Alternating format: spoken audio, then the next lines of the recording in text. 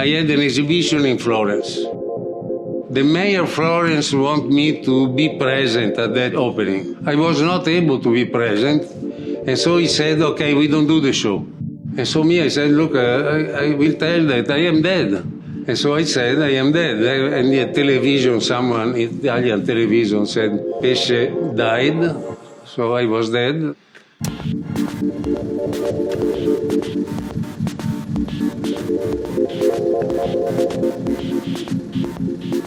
In my life, I did strong moments in creativity, and then I disappear. And then I reappear with other things, and then I disappear, I reappear. Why? Because I have a problem. If I talk too much, I risk to repeat.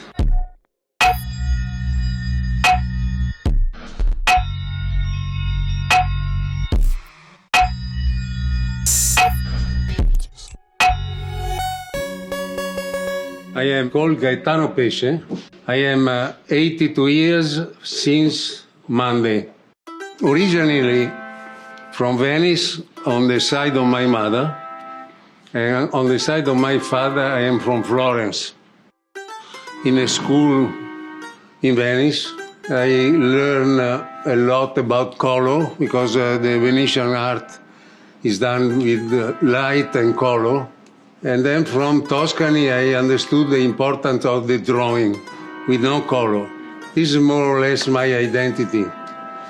I am curious, and I keep giving nutrition to this curiosity.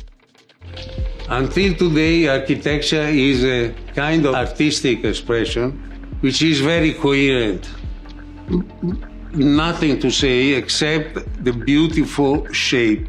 To do architecture is very difficult. For new idea, because they say, we would like you to design something that I saw last week in, I don't know where, Bahamas.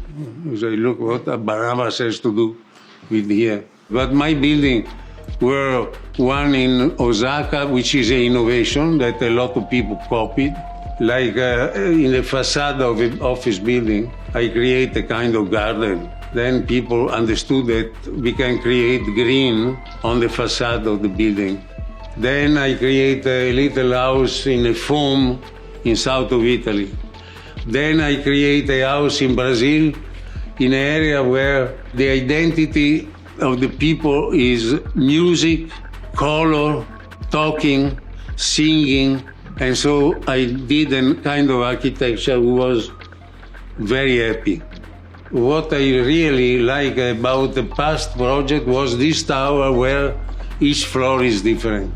Different not by the same architect, but different architects who together create a kind of statement on architecture.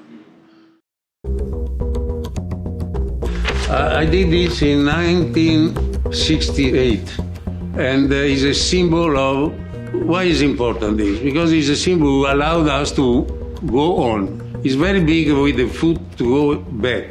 So it's a symbol of advancing, going, crossing. So this is a tribute to that part of the body who allowed us to go on. Yes, they called the Mama.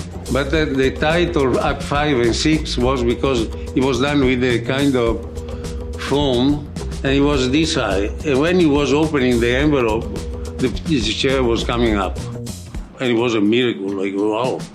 That was good for storage. Instead of store 20 chairs, it was storage in the same space, 100.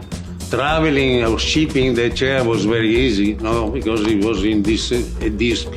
In the meantime, so the world was very interested to this technological aspect. But in reality, the important aspect of the chair was that the chair had an ottoman, that it was a sphere, and it was connected with a chain. That was the representation of the, you know, in the old time, the prisoner, they had this ball, and it's this image of non-freedom. And this was the condition of the woman for a long time, for centuries, and until today, because in a lot of countries, the women suffer for non-freedom. And it's a great mistake. And that chair was a tribute to this kind of problem. There is a God, which is time. And time, in a way or in another, decides everything we do. From the moment we come up in life to the moment where we die, is a decision of time. Time is the one who creates these values. And our job, or my job, is understand what the time is telling today and try to express it. So if I look this chair, this was a chair that I made 37 years ago.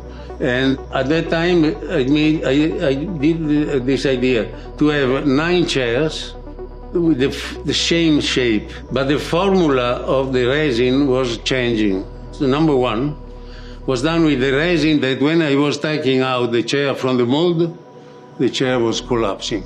And that was the image of a human body with no bones. And that chair was not anymore a chair, but it was a sculpture, because it was this kind of strange on the floor. Then the second one, number 2, was a chair, was like a jelly. He was touching and then he was moving in a certain way, standing up, but maybe not. And the third was standing up, but he was not able to allow the child to sit, because in that case it was collapsing. And then the number 4 was good for a child. He was sitting, but not for the adult, because the adult was collapsing. And then the number 6, etc., etc. It was allowing people to sit until 8 and 9 that it was so rigid that it was difficult to sit, because it was... So just to say that depending on the chemical formula, an object is an art, or is not, or is a design, or is a sculpture, or is a chair. And that was interesting because it was representing a moment where we don't know what is art and what is non-art, or what is design, depending on a formula. Imagine. It's not depending on our... but depending on a chemical formula. So that was what I said 36 years ago. There was a woman exceptional in dance called Pina Bausch. It was exceptional because she invented a way to dance, but not dance as a kind of formal repetition of the old way to dance on the feet, etc.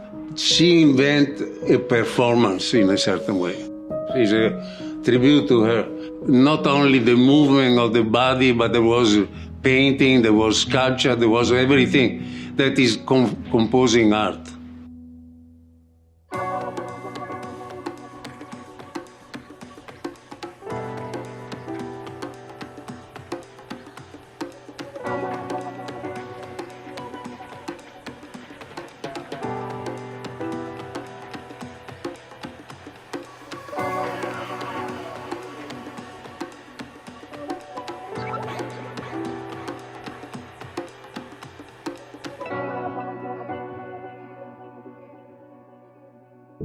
Look into my work without knowing who did that, etc. I believe that someone that is like a fish going, etc., going there, coming back and going back again, and discovering and being happy, etc. And also I see that is a work that is positive, is optimistic. We want something better. We want something more good. We want something more alive. We want something liquid. Liquidity allowed you to be free. No, you think this now, tomorrow you think different. You go up and down like water. Our time is a liquid time. Values disappear. Last year we were thinking something. This year we think different. Maybe tomorrow different. This is the beauty of our time. The static life is horrible. It's like dying before time. I am Gaetano Pesce, and I have a great question. I am the most interesting designer in the world. But it's not me to answer, it's you.